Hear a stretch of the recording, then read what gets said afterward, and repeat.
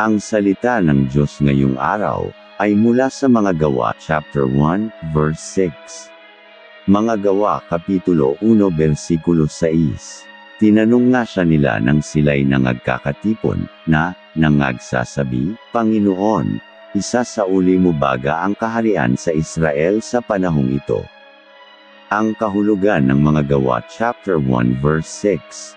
Ang tanong ng mga alagad kay Jesus ay nagpapakita ng kanilang pagnanais na maunawaan ang plano ng Diyos para sa Israel. Ngunit sa likod ng kanilang tanong, may isang aral.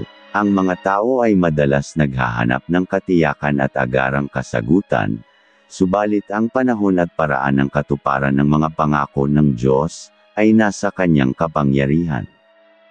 Ang talatang ito ay nagpapaalala sa atin na sa halip na ituon ang ating isip sa kung kailan magaganap ang mga bagay na ating inaasam, mas mahalagang magtiwala at magpatuloy sa pananampalataya. Hindi man natin agad maunawaan ang plano ng Diyos, siya ay tapat at ang kanyang kalooban ay laging naaayon sa ikabubuti natin.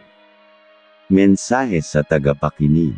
Huwag tayong mangamba o magdalawang isip kung tila hindi pa natin nakikita ang kasagutan sa ating mga panalangin.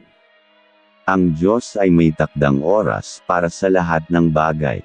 Hinihikayat tayo ng kanyang salita na maghintay ng may pananampalataya at magpatuloy sa paggawa ng kanyang kalooban. Sa tamang panahon, ipagkakaloob niya ang kanyang mga pangako sa atin.